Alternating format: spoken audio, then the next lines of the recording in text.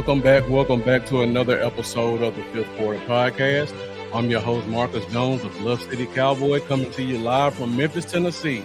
And today we are back with another episode. We'll be doing our pregame show.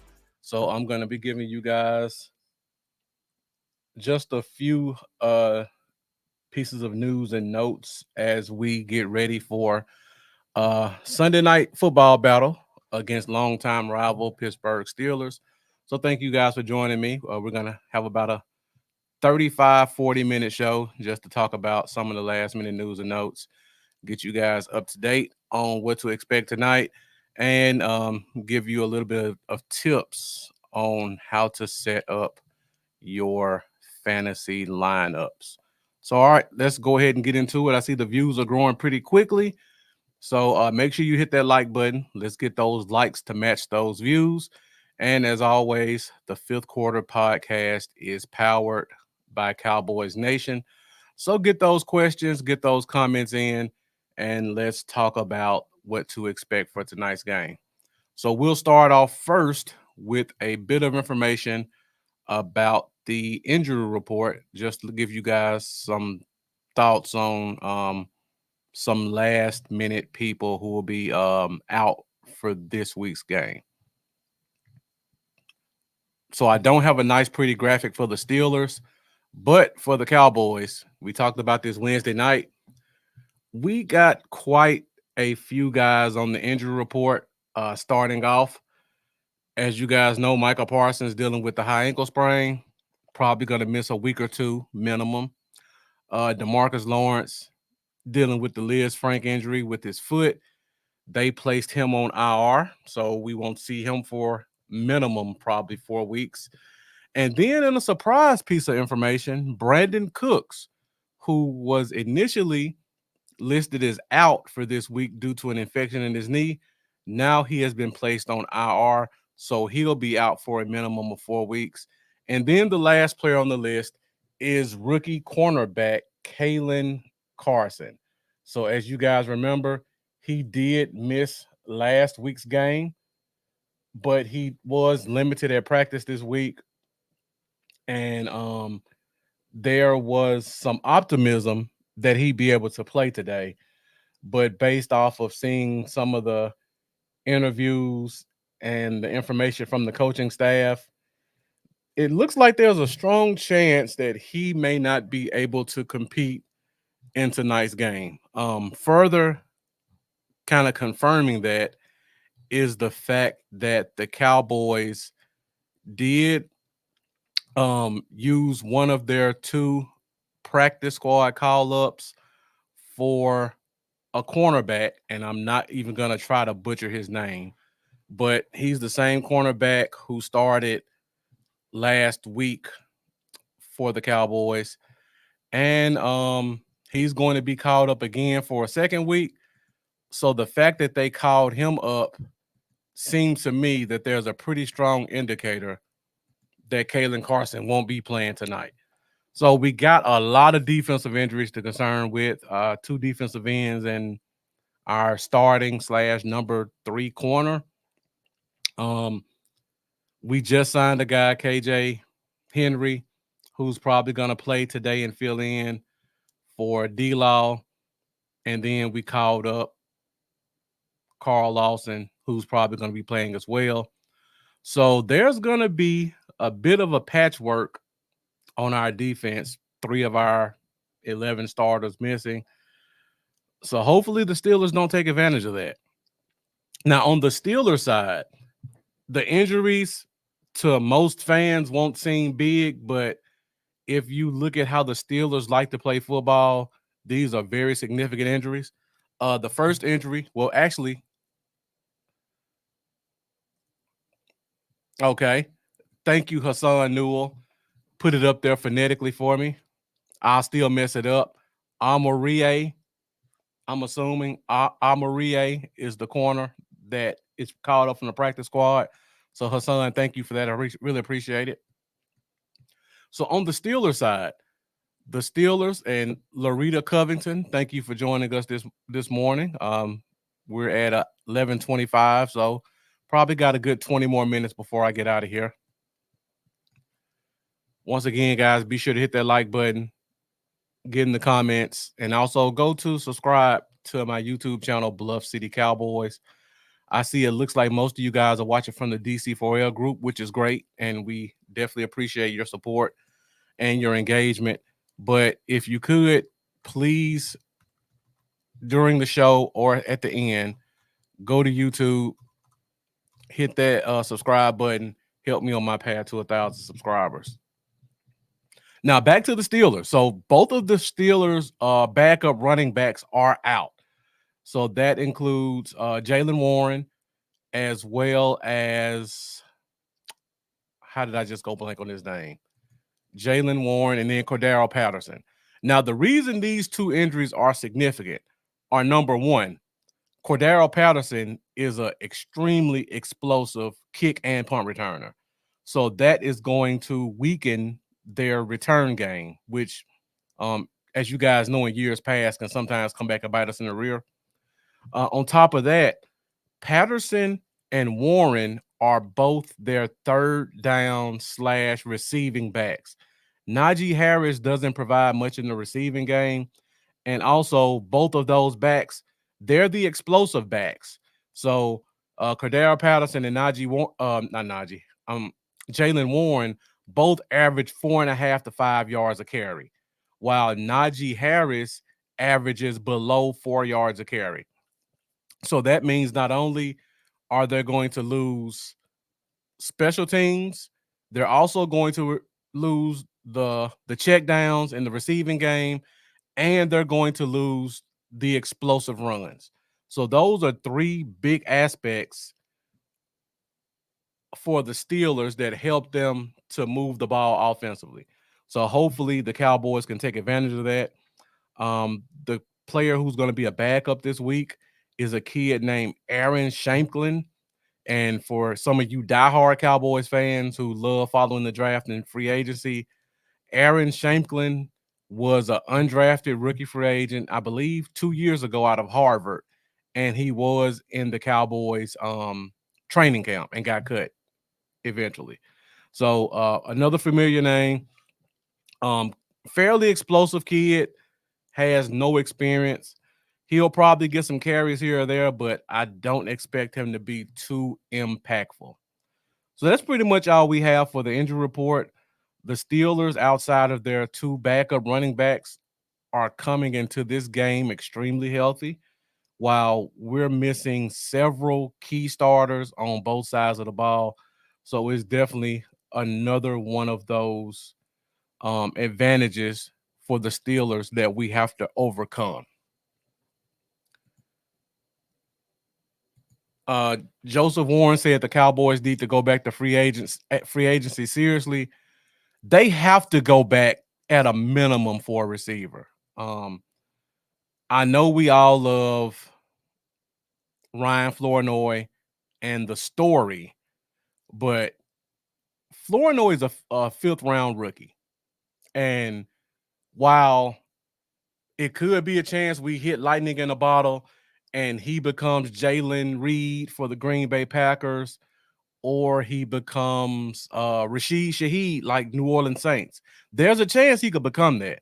But we cannot go into a game hoping that a fifth round pick who, for all intents and purposes, wasn't even seen as good enough to be active for 4 weeks, we can't expect him to come in and be productive and be a legitimate number 2 or number 3 receiver. So we have to go out there and find some help. And there are a lot of guys who are available in free agency. There are also a couple of players who would be available for trade. So I'm with you, Joseph Warren. We definitely need to get out there.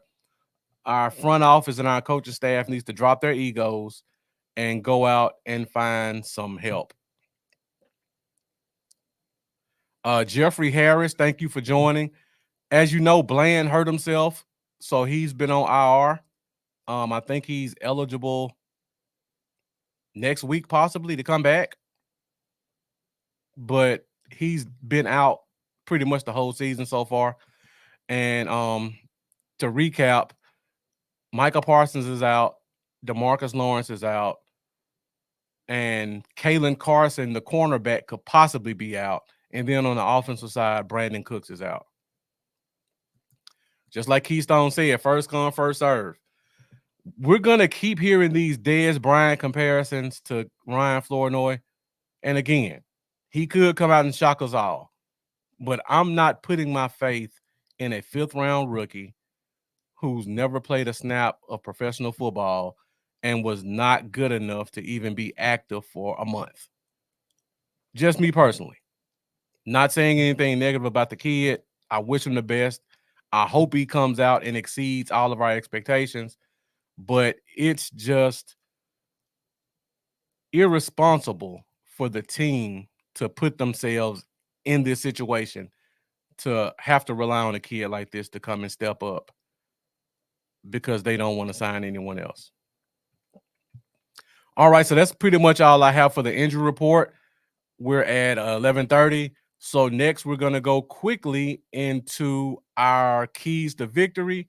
And here I'll give you guys a couple of the keys that I think we have to hit in order to be successful in this week's game.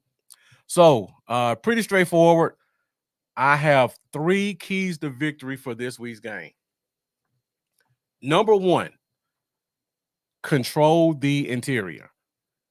So the Steelers have a couple of guys on their offensive line who are banged up. Their starting guard has been out for like 3 weeks. I think the center is also dealing with the injury, who's, by the way, a rookie. So the interior of their offensive line has some weaknesses. Our defensive tackles have to step up this week because, for one, like we just talked about, both of our edges are missing. So we need to provide a push up the middle, and we need to have guys like Osa and Mozzie and whoever else is at defensive tackle. They need to help make up the slack on top of our linebackers, because I feel like this is a week where those double A gap blitzes can really come in handy. So those guys really need to bring that interior pressure. And Najee Harris, like I said, he's not an explosive runner. He's a purely between the tackles runner. So we have to make sure that we can get him at the line of scrimmage and not let his power come into play and he turned 2-yard runs into 7-yard runs. On the offensive side of the ball, we have 2 all pros at guard. We have an extremely powerful center, even though he's a rookie. The strength of the Steelers defense is along the edges from J.J. Watt and the other outside safety and outside end, Minkah Fitzpatrick. We have to, which is going to be a tall task, we have to be able to get a push up the middle to help control the clock. Number 2, we have to reduce explosive plays. Now, the injury bug has helped us to an extent in terms of their special teams and their receivers, running backs catching out of the backfield. But we're going to be short at corner, and they have Calvin Austin, who's an extremely talented receiver who runs a legit 4.3. We don't need another Rashid Shaheed performance. And if you guys follow the Steelers, Justin Fields does not like to throw in the interior of the defense. He's an outside the hashes quarterback, which means he's going to be throwing a lot of deep balls. George Pickens is one of the league leaders in yards per reception. And like I said, Calvin Austin is a burner. So we have to control the explosive plays passing. And also we need to try to contain Justin Fields with his legs, because he can create explosive plays as well when given the opportunity. And as I say it, thank you for joining us, William Coulter. We have to stop Fields from using his legs. Exactly.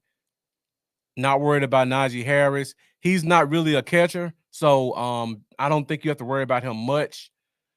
I would probably worry more about Aaron Shanklin possibly getting some catches, or them putting Calvin Austin in the backfield because he does have some running back experience from college.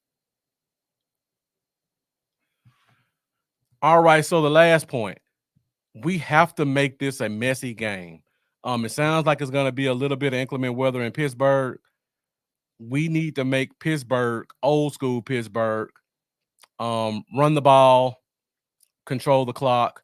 We need to do the same thing because, in all honesty, if we can keep the game close, I have more faith in Dak and the offense being able to get a 4-minute drive to take the lead than I do the Steelers. So we have to make this a messy game. The Steelers are only giving up 13 points a game. So don't expect this one to be a barn burner. We have to try to get the 17 to 20 points, keep them around their average, which is about 17 to 19 points. Make sure we either have the lead at the end of the game or we have a good opportunity to take the lead at the last minute. We also have a great kicker. So if we can just get past the 50 with a close game, we should have an opportunity. And Keystone, which I don't disagree, the way we don't stop the run, I'm respecting Najee. I mean, because of the way we looked in the running game, you have to respect Najee. But my problem is Najee is not a good runner to me. I mean, they're going to give him the ball probably 25 times this game, I would assume. If we can just keep those to 3 to 4.5 yards a carry, I think we'll be okay. We can't let him get some rare break loose runs because he's not known for it. So we have to keep it close. We have to establish our run also because it's going to be hard to block TJ Watt, just plain and simple. So we have to keep a short game as well. Keep it close. Hope we can come away with it at the end. William Coulter saying Pittsburgh is like San Fran, very physical and unworried. We do not do good against physical teams because Dallas is soft and everyone knows it. You're preaching to the choir, William Coulter. Pittsburgh is a very physical team. I'm honestly going to hold out hope because I don't want to say Micah soft, but when you have guys like him in the game, sometimes the team will go a little bit finesse because they expect for him to clear up so much with his athleticism. So I'm hoping that because a player like Micah is out, maybe some of these other guys in the front seven will step up, play a little bit more physical, and play their assignments better. Because I feel like when Micah's in the game and you know he runs a 4-3, sometimes guys might try to play a little hero ball or guys may not give the same effort because they feel like we've got number 11 who can clean it up for us. Brandon Perez, the interior, they got to do their job. Exactly. You can't get turned. You can't get washed out. We need to see more of what we saw in the Giants game. The Steelers are probably going to play 12 personnel all game. That's 2 receivers, 2 tight ends, and a running back. So we're going to probably have to go with a bigger lineup. Hopefully we don't take Overshown off the field, but we just have to keep it close. And we got Ryan at DC Diner saying he'll be in attendance. I've been to a Steelers game before, Ryan. Good luck trying to get out of there. That crowd is no joke. The way that stadium is kind of based right off the river, it's just a very intimidating environment. So good luck and have fun out there. Okay, so the views have been pretty steady. We're at 11:38. So now, before we get out of here, I want to get you guys active on the show. So we are now about to do our game predictions for this week. I gave you guys my keys to victory. So now let's get your game predictions in the comments. And while we wait for you guys to put your game predictions in the comments, I'll kind of give you my thoughts on this game. And for whoever gets the score right or gets closest, we will be giving away Dallas Cowboys lanyards. My lanyards just came in. So whoever gets closest or whoever gets the score correctly will receive a Dallas Cowboys lanyard. So get those game predictions in the comments. Let me know what your thoughts are on this game. And while I wait for you guys to put those game predictions in the comments, when I look at this game, like I just said, we have to make it a messy game. The Steelers' defense is great.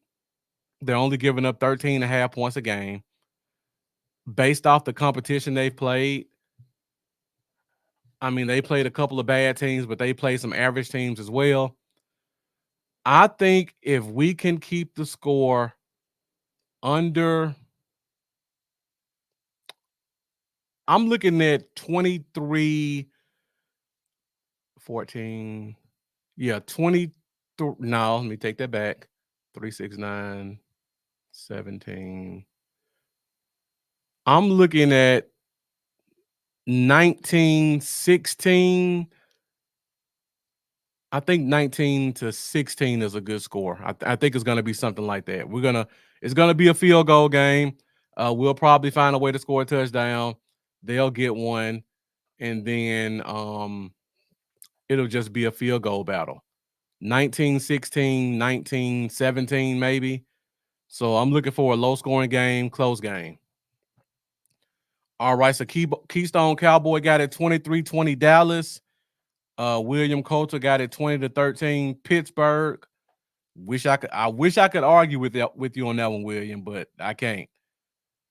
The Cowboys need to use their running back for tonight. 100% agree. Yeah, I don't think it's going to be a lot of touchdowns either. And Ryan at DC Diner saying there are saying chances of thunderstorms, which to me would probably work to our advantage if there are thunderstorms, because I feel like that works to the advantage of the more shifty receivers than the long striders. Just got to make sure we make those tackles.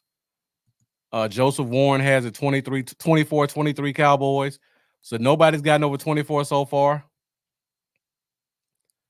William Coulter saying maybe Aubrey gets a chance at the record, but Pittsburgh is a horrible place to kick. Yeah, I would doubt if there's any stadium, I doubt he gets a record in. It'll be that one. Yeah, so I definitely don't expect any records to be broken, but I do expect there to be several field goals made. All right, so if we can get one or two more game predictions in here, let me know. Remember that whoever gets it correct or gets closest will receive a Dallas Cowboys lanyard mailed to them. So if you put your game prediction in and you know you hit it, just send me a text. Let me know your address, and then I'll get that lanyard out to you on tomorrow. On tomorrow. Tori Watkins says 20-16 Cowboys. So everybody but William Coulter has faith. And I will say this though, if both teams, and this is probably contrary to like what Keystone has and Joseph Warren, if both teams get over 20 points, I think it's less likely that we win. I think either one or both teams has to be under 20 points for us to have a chance in this game.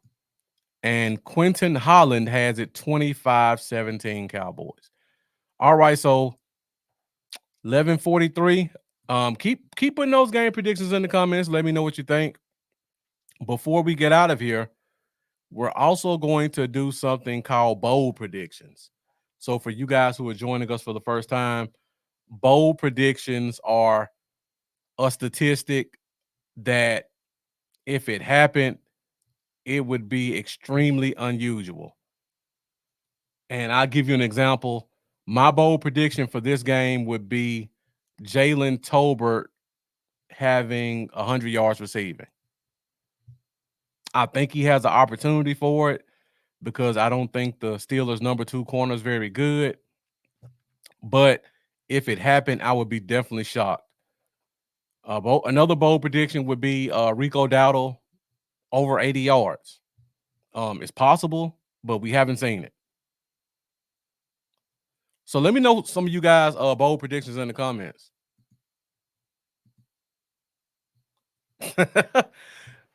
You laugh, William Coulter, but as of right now, That's a pretty bold prediction because I don't think Zeke's had more than 20 in a game. If there's any game for Zeke to tap into what he used to be, it would be this one. So let me know some of you guys' bold predictions in the comments. Keystone saying Ryan Flournoy gets the first touchdown. Definitely a bold prediction. Expecting a lot out of the rookie receiver in his first game. I see we got my guy Jeff joining us. Jeff, thank you for tuning in. We're at 11:45. Let's get a couple more bold predictions in here, and then we'll move on to fantasy favorites and close this thing out.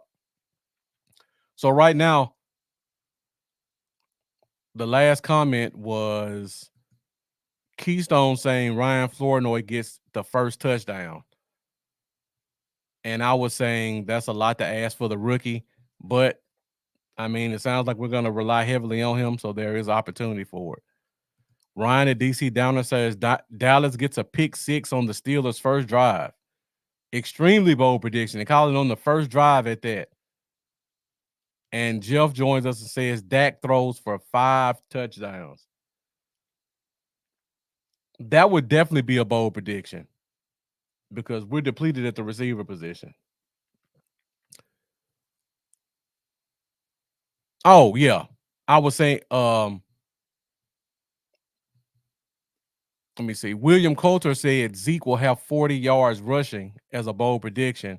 And I said if there's any game for Zeke to tap into his old self, it would be this one because I feel like this is going to be a perfect situation to have a physical running game. Anthony Paradise, I'm sure I butchered it, so I apologize. I need Zeke to run through the Steelers defense like he did on that last second win. We definitely need to see a lot of that. I would love for us to have over 120 yards rushing as a team. I think if we can do that, we have a very, very good chance of winning. All right, guys, last segment of the show. We're at 11:47. I want to give you guys the opportunity to make your last minute lineup changes. So last segment of the show, fantasy favorites. I'm going to give you guys a couple of fantasy favorites from the Cowboys game, and then I'm going to give you a couple from around the league. And like I always say, I try not to use the obvious big names because we can all say that a guy like Justin Jefferson is going to be a fantasy favorite, or a guy like Kyron Williams. Those are obvious ones. So I'm going to give you some. If you're having a problem finding a good replacement with the bye weeks, these are some guys you should look at. So in this game, I would probably lean more towards Jalen Tolbert because I think he has a chance to get 5 or 6 catches for 45, 50 yards. If you can get 10 points from a guy who's coming off your bench or free agency, that's a good week for me. So I'm looking at Jalen Tolbert. I think Jake Ferguson is going to have a really good game. I expect to see him get 6 to 7 catches again. Those are the ones that aren't so obvious. I think one of our running backs is going to score a touchdown this week. I don't know which one, but one of them is going to score a touchdown. I would lean towards Rico because he's the starter, but it could just as easily be Zeke. So I would probably lean more towards Rico. He's a pretty good runner when he gets blocking. Jeff has Jake Ferguson fantasy favorite. Anthony saying Ferguson's about to eat. Brandon Perez saying Flournoy will have an impact this game. Thinks it gives you better blocking. I agree with that also. I think that helps as well. Now, in terms of the Steelers, fantasy favorite, kind of an unknown guy, I would definitely look at Calvin Austin. Like I said before, Justin Fields does not like to throw across the middle of the field. Calvin Austin has that speed that can cause us problems. And if Diggs is following George Pickens and we have our practice squad corner on Calvin Austin, that could be a cause of concern. So definitely got to pay attention to Calvin Austin. I talked to Jeff about this one earlier this week. Aaron Shanklin, who's the fourth running back, is going to be the backup. Like I mentioned earlier in the show, Najee Harris is not active in the passing game. So Shanklin's going to have some opportunities to catch the ball out of the backfield. And he has a little bit of wiggle. So if you need a running back replacement and you need 7 or 8 points, I think Shanklin has a good chance to get you 7 or 8 points as a guy you pull off the waiver wire. And then around the league, I just like rivalry weeks. I know I'm one of the few guys who does that, but I would pay close attention to DJ Moore going against his old team, Carolina. I think he has a really good opportunity to score a lot of points that are unexpected. Dontavian Wicks from Green Bay. They just suspended Romeo Dobbs. Jalen Reed's going to get a lot of attention. Christian Watson's out. Wicks is going to have an opportunity to score a lot of points in the game with Green Bay. Let me think. Anybody else that really stands out? I'm trying to think of a running back replacement. Alexander Madison for Oakland. They've been wanting to give him opportunities for a while. I think Zamir White is out this week. So he's probably going to have opportunity for a lot of carries. So if you need a guy on your bench who could probably give you 10 to 12 points, I would pay attention to Alexander Madison. Jeff has Amari Cooper as a fantasy favorite. I like Cooper. It's just hard for me to trust him because he just is so up and down. But when he's on, he's definitely a fantasy favorite that you got to pay attention to. And one more fantasy favorite. Let me think of a guy who has a really good matchup this week who's kind of an underrated guy. Cam Akers, running back for Houston. He had a bad week last week, but Buffalo's run defense is not as good as they have been in years past. So if you have him on your bench, he may be available on your waiver wire. Go take a look at Cam Akers for Houston. See if you can slide him into your lineup. Then last one, Antonio Gibson. Ramondre Stevens has been a fumbling machine. And a running back that fumbles, unless you're Zeke from 2021, you're going to lose your job. And it looks like he's lost his job. Antonio Gibson is explosive. He can run between the tackles. He's very good catching out of the backfield. They're playing against a Miami team that's pretty much given up on the season, it seems like, until Tua comes back. So Antonio Gibson is going to have a lot of opportunities to get you 4 or 5 catches, 30 yards, probably another 40 to 45 yards rushing. That's a good 12-point game for a guy that's on your bench. So if you can pick up Antonio Gibson, or you can pick him up off waivers and you need a running back to start for in a pinch, Antonio Gibson is a good guy to check out. So that's pretty much all I got for this week's show. We're at 11:53. That gives you guys about 7 good minutes to go.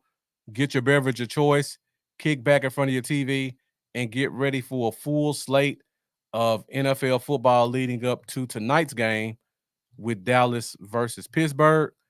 So before you guys go do that, like I mentioned before, make sure you hit the link in the comments, go to my YouTube channel, hit that subscribe button, and also join us this Wednesday at 8:30 Central Standard Time for another episode of the Fifth Quarter Podcast. We will be, I'm calling into existence. We will be celebrating a victory Wednesday as the Dallas Cowboys defeat the Pittsburgh Steelers. And we will also be looking ahead to next week's matchup against the Detroit Lions. So be sure to hit that subscribe button, hit that like button. Join us this Wednesday. Should be a really good show. It's going to be a lot to talk about because the Lions pose a lot of different matchups and problems for us. So tune in, join the comments, and I will see you guys on Wednesday. As always, Let's go Cowboys. I'll see you guys on Wednesday night.